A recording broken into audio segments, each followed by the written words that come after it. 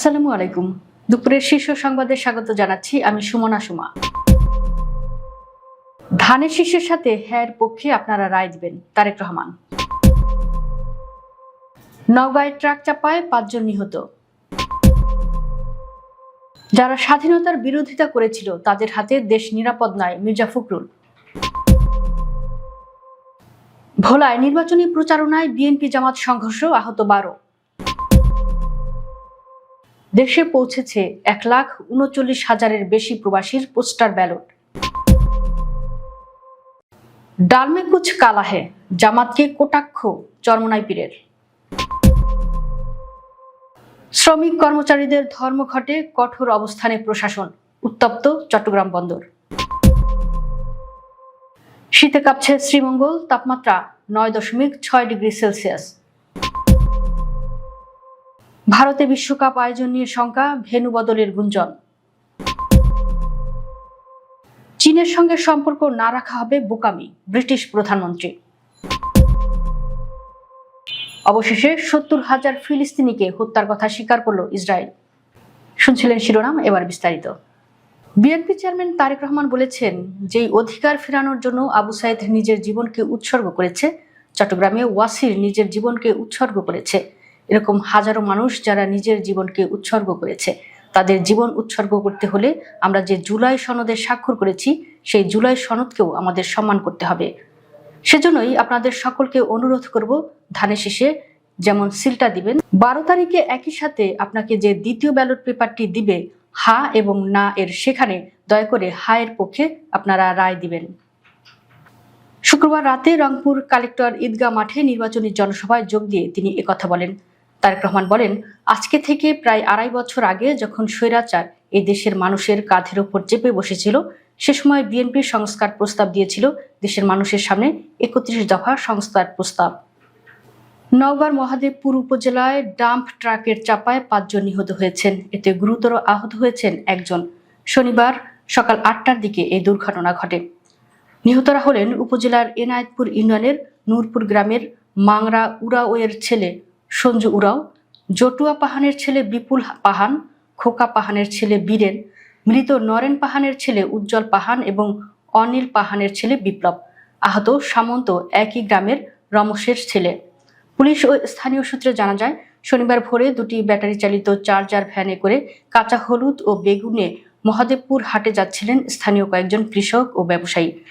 পথে পাটকাঠি শিবপুর এলাকায় পৌঁছলে নজিপুরগামী একটি বালু ভর্তি ডাম্প ট্রাক ওই ভ্যান দুটিকে সজোরে ধাক্কা দেয়। এতে ঘটনাস্থলেই 2 জনের মৃত্যু হয়। স্থানীয়রা ভ্যানে থাকা অন্য 4 জনকে গুরুতর আহত অবস্থায় উদ্ধার করে মহাদেবপুর উপজেলা স্বাস্থ্য কমপ্লেক্সে নিয়ে যাওয়ার পথে আরও 3 জনের মৃত্যু হয়। বিএনপি মহাসচিব মির্জা ফখরুল ইসলাম আলমগীর বলেছেন, যারা 71-এ মহান স্বাধীনতা যুদ্ধের বিরোধিতা করেছিল, তাদের হাতে দেশ কখনো নিরাপদ হতে পারে না। শনিবার সকালে ঠাকুরগাঁও 1 আসনের পশ্চিম আকচা এলাকা নির্বাচনী গণসংযোগকালে তিনি এ মন্তব্য করেন। গণসংযোগে মির্জা ফখরুল বলেন, আরেকটি দল ভোটের জন্য এসেছে যাদের প্রতীক দাঁড়িপাল্লা। তারা 71 সালে স্বাধীনতা যুদ্ধকে সমর্থন করেনি। তারা অনেক মানুষকে হত্যা করেছে, মা বোনদের ইজ্জত নষ্ট করেছে। তারা এখনো ক্ষমা চায়নি। নির্বাচনী প্রচারণায় ভোটারদের সচেতন থাকার আহ্বান জানিয়ে তিনি বলেন, বিকাশ নম্বর কাউকে দেবেন না, এগুলো সব ভাওতাবাজি। ভোট দিলে জান্নাতে যাওয়া যাবে এমন কথা সঠিক নয়। আগামী নির্বাচনে ভোট দিয়ে দেশের ভবিষ্যৎ নির্ধারণ করতে হবে। বিগত 15-16 বছর দেশের ব্যাংক খাতগুলো অর্থনীতির ব্যাপক ক্ষতি হয়েছে উল্লেখ করে তিনি বলেন, লুটপাট হওয়া অর্থ উদ্ধার ও দেশের উন্নয়ন করতে হলে সঠিক মানুষকে নির্বাচিত করতে হবে। ভোলার বোরহানুদ্দিনে নির্বাচনী গণসংযোগকালে বিএনপি ও জামাত ইসলামীর কর্মী সমর্থক মধ্যে হট্টগোল ও মারামারির ঘটনা ঘটেছে। এতে 2 দলের অন্তত 12 জন আহত হওয়ার খবর পাওয়া গেছে। শনিবার সকালে উপজেলার টকবি ইউনিয়নের 7 নম্বর ওয়ার্ডে এ ঘটনা ঘটে। আহতদের মধ্যে 6 জনকে বোরহানুদ্দিন উপজেলা স্বাস্থ্য কমপ্লেক্সে চিকিৎসা দেওয়া হয়। ঘটনার জন্য জামাত ও বিএনপি একে অপরকে দায়ী করে পাল্টাপাল্টি অভিযোগ করেছে। উপজেলা বিএনপির সিনিয়র যুগ্ম আহ্বায়ক সারোয়ার আলম খান জানান, সকাল 7টায় জামাতের কিছু কর্মী বিএনপি কর্মীর বাড়িতে প্রচারণায় যান। এ সময় বাড়ির এক নারী গোসল করছিলেন। 7 সকালে প্রচারণায় যাওয়াকে কেন্দ্র করে উভয় পক্ষের কর্মীদের মধ্যে বাঘ বিতণ্ডা হয়। এর জের ধরে স্থানীয় বাজারে বিএনপি কর্মীদের সঙ্গে জামাত কর্মীদের হাতাহাতি হয়। এতে তাদের 4 থেকে 5 জন আহত হয়েছেন। আইন শৃঙ্খলা বাহিনী পরিস্থিতি শান্ত করার পর জামাতের লোকজন জড়ো হয়ে এলাকায় মহড়া দেয়।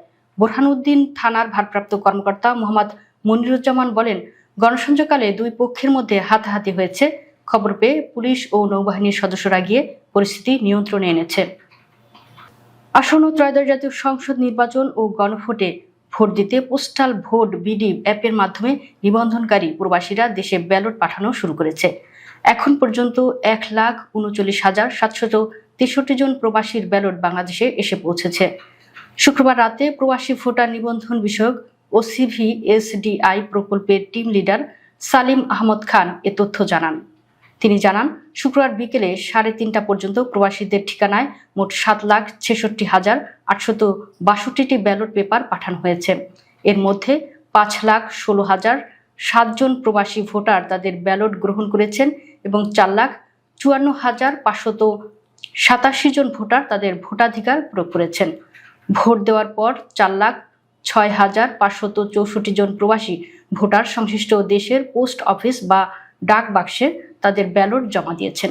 প্রবাসীদের পাশাপাশি দেশের অভ্যন্তরে অবস্থানরত ভোটারদের মধ্যেও পোস্টাল ব্যালট বিতরণ করা হয়েছে।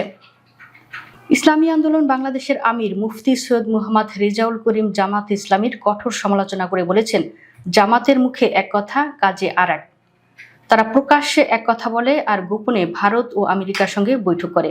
এই গোপনীয়তার মধ্যেই রয়েছে সন্দেহ। ডালমে কুচ কালা হে। বাংলাদেশের মানুষ বিষয়টি বুঝে গেছে, আর ধোঁকা দিয়ে বিভ্রান্ত করা যাবে না। শুক্রবার রাতে নরসিংদীর পুলিশ লাইন্স এলাকায় এক নির্বাচনী জনসভায় প্রধান অতিথির বক্তব্যে তিনি এসব কথা বলেন। চরমনায় পীর বলেন, বৈঠক হতেই পারে, কিন্তু তা গোপনে কেন, এই প্রশ্ন জনগণের। তিনি বলেন, ইসলামী আন্দোলন একা হয়ে যাননি, তাদের সঙ্গে আল্লাহ আছেন, উলামায়ে কিরাম আছেন এবং দেশের জনগণ আছেন। নিউ মুরিং কন্টেইনার টার্মিনাল বিদেশি প্রতিষ্ঠান ডিপি ওয়ার্ল্ডকে লিজ দেওয়ার প্রতিক্রিয়ার প্রতিবাদে চট্টগ্রাম বন্দরের সর্বাত্মক ধর্মঘট শুরু হয়েছে। পূর্ব ঘোষণা অনুযায়ী শনিবার সকাল 8টা থেকে শুরু হয় এই কর্মসূচি, যা চলবে বিকেল 4টা পর্যন্ত। কর্মসূচি সফল করতে মাঠে আছেন নেতাকর্মীরা, তবে কঠোর অবস্থানে আছেন প্রশাসনও। কারা কর্মস্থলে যোগ দিয়েছেন, কারা দেননি তা পর্যবেক্ষণ করতে বলা হয়েছে সব বিভাগীয় প্রধানকে। চট্টগ্রাম বন্দরের গুরুত্বপূর্ণ স্থাপনা হচ্ছে এনসিটি। এটির অপারেশনাল কাজ বিদেশি প্রতিষ্ঠানকে দিতে সরকারের কোনো বাধা নেই। বৃহস্পতিবার হাইকোর্টে এমন রায় দিয়েছেন। তবে এটি বিদেশিদের দেওয়ার প্রতিবাদে গত 3 মাস ধরে চলছে আন্দোলন। এর ধারাবাহিকতায় ধর্মঘটের ডাক দেওয়া হয়েছে। বন্ধ রাখতে বলা হয়েছে সকল অপারেশনাল কাজ। একই দাবিতে রোববার সকাল 8টা থেকে বিকেল 4টা পর্যন্ত সব ধরনের অপারেশনাল কার্যক্রম বন্ধ থাকবে। একই সঙ্গে দাপ্তরিক কার্যক্রম বন্ধ রাখার ঘোষণা দিয়েছেন নেতারা।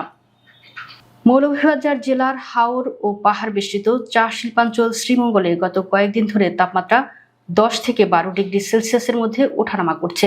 এতে এলাকাবাসী শীতে কাঁপছেন, তবে দিনের বেলা রোদ ওঠায় শীত তেমন অনুভূত হচ্ছে না। শনিবার সকাল 6টায় শ্রীমঙ্গলে তাপমাত্রা রেকর্ড করা হয় 10.2 ডিগ্রি সেলসিয়াস, আর সকাল 9টায় দেশের সর্বনিম্ন তাপমাত্রা রেকর্ড করা হয় 9.6 ডিগ্রি সেলসিয়াস। শ্রীমঙ্গল আবহাওয়া পর্যবেক্ষণাগারের সিনিয়র পর্যবেক্ষক রাকিবুল জানান, শ্রীমঙ্গলে এই সময় দেশের সর্বনিম্ন তাপমাত্রা বিরাজ করছে। ভারতে আসন্ন টি-20 বিশ্বকাপ ঘিরে ঘনীভূত হচ্ছে শঙ্কার কালো মেঘ। দেশটিতে প্রাণঘাতী নিপা ভাইরাসের প্রাদুর্ভাব মারাত্মক আকার ধারণ করায় ইংল্যান্ডের মতো পরাশক্তি দেশ টুর্নামেন্টে অংশ নেওয়া নিয়ে আপত্তি জানিয়েছে। ইংল্যান্ডের আপত্তির পর এখন অস্ট্রেলিয়াও পরিস্থিতি নিয়ে উদ্বেগ প্রকাশ করেছে, যা টুর্নামেন্ট আয়োজন নিয়ে নতুন প্রশ্ন তুলছে। অস্ট্রেলিয়ার ফেডারেল স্বাস্থ্যমন্ত্রী মার্ক বাটলার জানিয়েছেন, নিপা পরিস্থিতি তারা নিবিড়ভাবে পর্যবেক্ষণ করছেন। এক বিবৃতিতে তিনি বলেন, আপাতত অসুস্থ যাত্রীদের জন্য বিদ্যমান স্বাস্থ্যবিধিতে পরিবর্তনের প্রয়োজন নেই, তবে অস্ট্রেলিয়া সর্বোচ্চ সতর্ক অবস্থানে রয়েছে। এশিয়ার বিভিন্ন বিমানবন্দরে স্বাস্থ্য পরীক্ষা জোরদার করা হলেও অস্ট্রেলিয়ার বিমানবন্দরগুলোতে এখনও নতুন কোনো বিধিনিষেধ আরোপ করা হয়নি। আন্তর্জাতিক সংবাদ মাধ্যম আল জাজিরার এক প্রতিবেদনে দাবি করা হয়েছে, নিপা ভাইরাস করোনা ভাইরাসের চেয়েও বেশি প্রাণঘাতী হতে পারে। চীনের সঙ্গে কূটনৈতিক ও বাণিজ্যিক সম্পর্ক ছিন্ন করা বর্তমান প্রেক্ষাপটে বোকামি হবে বলে মন্তব্য করেছেন ব্রিটিশ প্রধানমন্ত্রী কিয়ার স্টারমার। স্থানীয় সময় শুক্রবার চীনের সাংহাইয়ের সংবাদ মাধ্যম বিবিসিকে দেওয়া এক বিশেষ সাক্ষাৎকারে তিনি এ মন্তব্য করেন।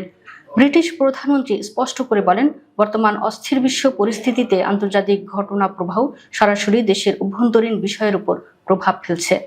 তাই বিশ্বমঞ্চের প্রভাবশালী দেশগুলোর সঙ্গে যুক্ত থাকা যুক্তরাজ্যের জন্য অপরিহার্য। প্রায় ৮ বছরের দীর্ঘ বিরতির পর কোনো ব্রিটিশ প্রধানমন্ত্রীর এই চীন সফরকে দ্বিপাক্ষিক সম্পর্কের এক নতুন অধ্যায় হিসেবে দেখা হচ্ছে। সাক্ষাৎকারে চীনের সঙ্গে ব্যবসা নিয়ে মার্কিন প্রেসিডেন্ট ডোনাল্ড ট্রাম্পের সাম্প্রতিক নেতিবাচক মন্তব্যের প্রেক্ষাপটে স্টারমার্ক নিজের অবস্থান ব্যাখ্যা করেন। ট্রাম্প চীনের সঙ্গে বাণিজ্যিক সম্পর্ককে ঝুঁকিপূর্ণ বলে অভিহিত করলেও কিয়ার স্টারমার্ক মনে করেন বাস্তবসম্মত আলোচনার মাধ্যমেই এগিয়ে যাওয়া উচিত। 2023 সালের 7 অক্টোবর থেকে গাজায় নির্বিচারে আগ্রাসন চালিয়ে রিপোর্ট লেখা পর্যন্ত প্রায় 70,000-এর মতো ফিলিস্তিনিকে হত্যার কথা মেনে নিয়েছে ইহুদিবাদী ইসরায়েল। জ্যেষ্ঠ সামরিক কর্মকর্তাদের বরাত দিয়ে দেশটির বেশ কয়েকটি সংবাদ মাধ্যম এ তথ্য প্রকাশ করেছে। এর আগে গাজার স্বাস্থ্য কর্তৃপক্ষের প্রকাশিত নিহতের সংখ্যার বিষয়ে সন্দেহ প্রকাশ করেছিল ইসরায়েল, যদিও জাতিসংঘ দীর্ঘদিন ধরেই গাজার স্বাস্থ্য কর্তৃপক্ষের নথিভুক্ত নিহতদের সংখ্যা নির্ভরযোগ্য বলে স্বীকৃতি দিয়ে আসছে। তবে ইসরায়েল দাবি করে আসছিল গাজার স্বাস্থ্য মন্ত্রণালয় হামাসের নিয়ন্ত্রণে থাকায় তাদের দেওয়া তথ্য বিশ্বাসযোগ্য নয়। গাজার স্বাস্থ্য মন্ত্রণালয় নিহতদের নাম ও বয়স প্রকাশ করে থাকে। সবশেষ হিসেবে তারা জানিয়েছে মোট নিহতের সংখ্যা ৭১,০০০ ছাড়িয়েছে। এর মধ্যে যুক্তরাষ্ট্রের মধ্যস্থতায় অক্টোবরে শুরু হওয়া যুদ্ধবিরতির পর ইসরায়েলি হামলায় নিহত হয়েছেন 480 জনের বেশি। দর্শক, ভিডিওটি শেষ পর্যন্ত দেখার জন্য আপনাকে অসংখ্য ধন্যবাদ। নিত্য নতুন ভিডিও পেতে আমাদের ইউটিউব চ্যানেলটি সাবস্ক্রাইব করুন এবং নিয়মিত নোটিফিকেশন পেতে বেল বাটনটি ক্লিক করুন। আমাদের ফেসবুক পেজটি ফলো করুন। এছাড়াও আমাদের ভিডিও লাইক, কমেন্ট ও শেয়ার করুন। আল্লাহ হাফেজ।